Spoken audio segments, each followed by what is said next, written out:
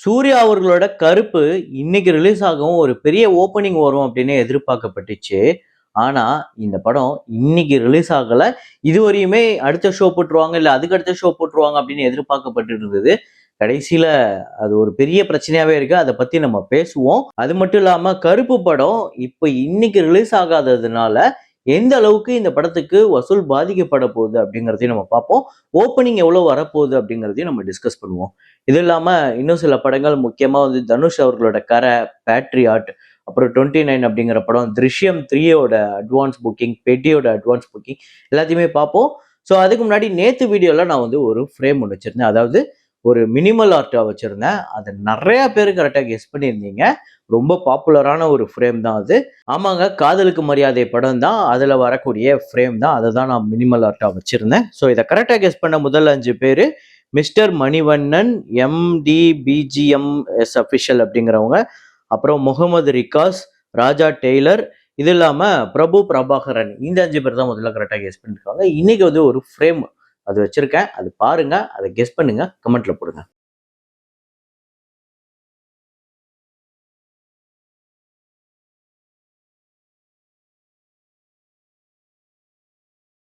அக்ஷய்குமார் அவர்களோட பூத் பங்களா நேத்து 27வது நாள் இந்தியால 1,54,00,000, உலகம் முழுக்க 1,71,00,000, 200 கோடியை கடந்திருக்கு. இந்தியால மட்டுமே 253 கோடியே 11,00,000 உலகம் முழுக்க வசூல் பண்ணிருக்கு. 120 கோடி பட்ஜெட். அப்புறம் ராஜா சிவாஜி அப்படிங்கிற படம் நேத்து 13வது நாள் 2,35,00,000 இந்தியாலையும், உலகம் முழுக்க 2,41,00,000 வந்து வசூல் பண்ணிருக்கு.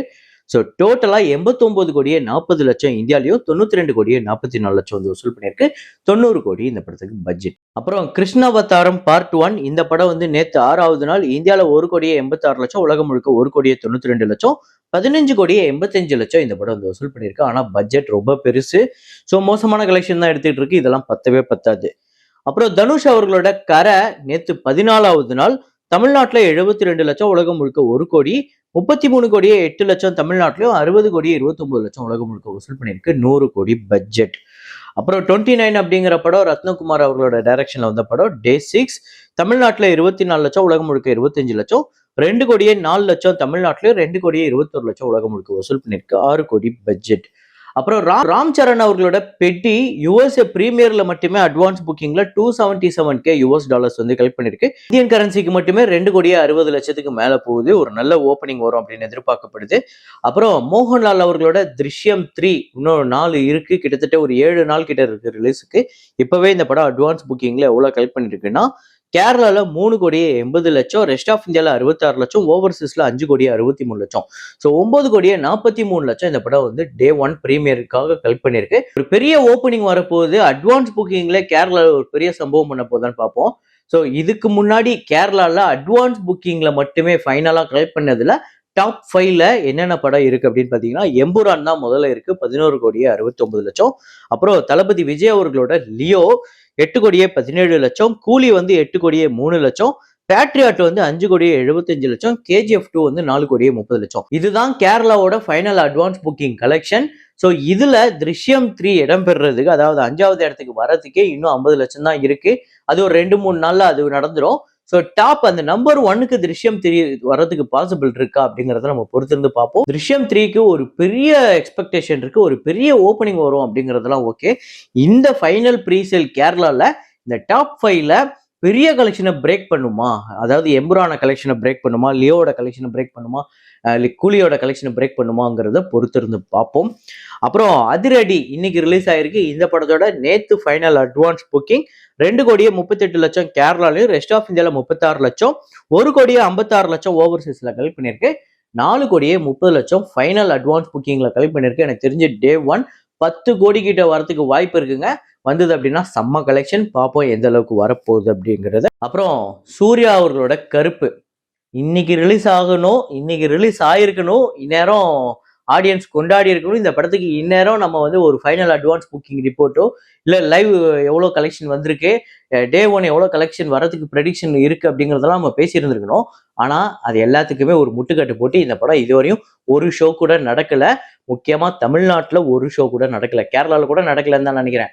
ஸோ ஒரு ஷோ கூட போடாம இப்போ வரும் அப்போ வரும்னு இழுத்தடிக்கப்பட்டுக்கிட்டு இருக்கு. கடைசியில இன்னைக்கு ஃபுல்லா ஒரு ஷோவும் கிடையாது.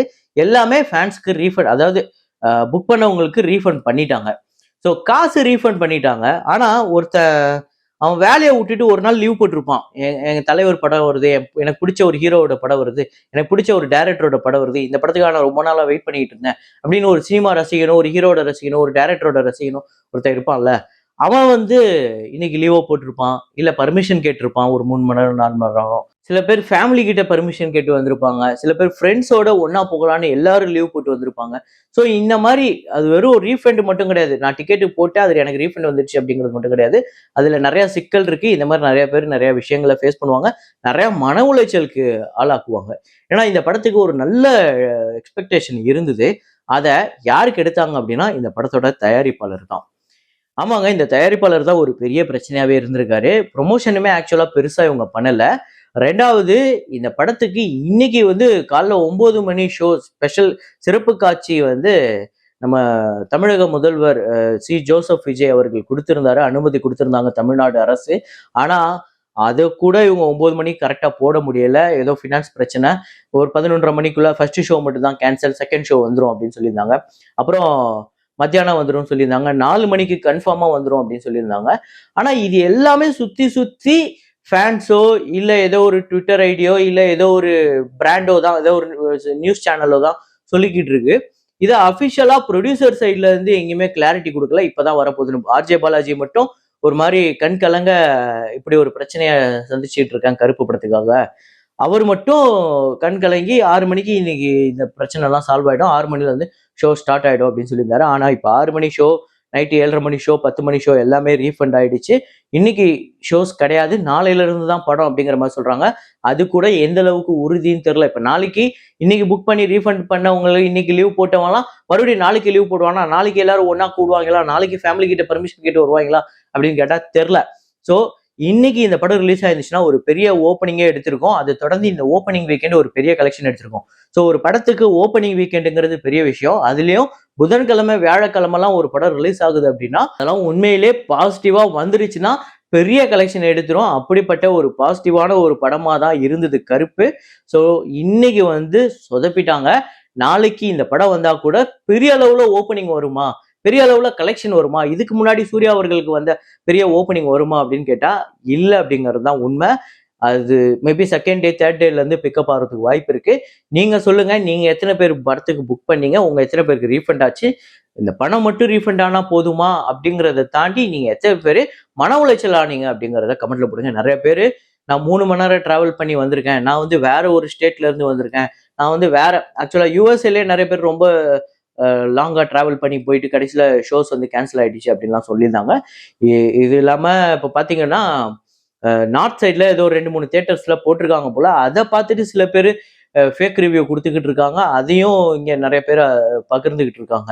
ஸோ தயவு செஞ்சு இந்த மாரி 1 ஷோ, 2 ஷோ எங்கேயாவது ஓடுறத பார்த்துட்டு யாராவது ஃபேக்கா ரிவ்யூ குடுக்கறதெல்லாம் நம்பாதீங்க. நீங்க படத்துக்கு போய் பார்த்து அத என்ஜாய் பண்ணுங்க. உங்களுக்கு பிடிச்சிருக்கா இல்லையாங்கிறத நீங்க 4 பேர்கிட்ட சொல்லுங்க. தயவு செஞ்சு இந்த மாரி ஃபேக் ரிவ்யூஸ ஷோஸ் வர்றதுக்கு முன்னாடி அதுவும் இன்னைக்கு காலைலலாம் பார்த்தீங்க அப்படின்னா, நெறைய சேனல் அப்படியே கருப்பு படம் எப்படி இருக்குன்னு எல்லாரும் கேட்ட மாரி தலையில கை வச்ச மாரிலாம் தம்ப்நெயில போட்டு அவ்ளோ சேனல் போட்டிருக்காங்க வீடியோஸ். எதுக்கு இந்த மாரி ஃபேக்கான வீடியோஸ் போடுறாங்க அப்படிங்கிறது எனக்கு புரியவே இல்ல. நீங்க எத்தனை பேரு நாளைக்கு கருப்பு வந்தா நான் கண்டிப்பா புக் பண்ணி ஃபர்ஸ்ட் டே ஃபர்ஸ்ட் ஷோ பார்க்க போறேன் அப்படிங்கிறதுல உறுதியா இருக்கீங்க அப்படிங்கிறத கமெண்ட்ல போடுங்க. கருப்பு நாளைக்கு வந்தாலும் இந்த படம் ஒரு பெரிய ஓப்பனிங் எடுக்கணும். படம் நல்லா இருந்தது அப்படின்னா அடிச்சு துவம்சம் பண்ணிடுங்க. ஸோ நம்பலாம். இந்த படம் கண்டிப்பா ஒரு நல்ல கலெக்ஷன் எடுக்கும். நல்ல வெற்றி படமா அமையும். ரசிகர்களுக்கு ஒரு நல்ல என்டர்டெயின்மெண்ட் மூவியா இருக்கும் அப்படிங்கறத நம்பலாம். அப்புறம் இன்னைக்கு ஆனிவர்சரி மூவில 50 வருஷத்தை கடந்த ஒரு படத்தை பத்தி தான் பார்க்க போறோம். 50 இயர்ஸ் ஆஃப் அன்னைக்கிளி. இளையராஜா, இசைஞானி இளையராஜா அவர்களோட முதல் திரைப்படங்க. ஸோ இன்னைக்கு வரையும் அந்த இசை வாழ்ந்துட்டு தான் இருக்கு. அன்னையில இருந்து. ஸோ 50 வருஷமாச்சு. இன்னையோட 50 இயர்ஸ் ஆஃப் அன்னைக்கிளி மட்டும் கிடையாது. 50 இயர்ஸ் ஆஃப் இளையராஜாவும் தான். ஸோ பாக்ஸ் ஆஃபீஸ் இந்த படம் அப்ராக்சிமேட்டா 1 கோடி கிட்ட கலெக்ட் பண்ணிருக்குங்க 76லயே. இந்த படத்துக்கு பாத்தீங்கன்னா பட்ஜெட் 10 லட்சம், ஷேரா வந்திருக்கிறது 40 லட்சம் கிட்ட வசூல் ரீதியா ஒரு பெரிய வெற்றி படம் அப்படின்னு வச்சுக்கோங்க. இந்த படத்துல இருக்க பாடல்கள்லாம் உங்க எத்தனை பேருக்கு ஃபேவரட் அப்படிங்கறத கமெண்ட்ல போடுங்க. இதே மாதிரி ஒரு வீடியோல இதே மாதிரி கலெக்ஷன் ரிப்போர்ட்ல மீண்டும் நான் உங்களை சந்திக்கிறேன். Signing off Rahman.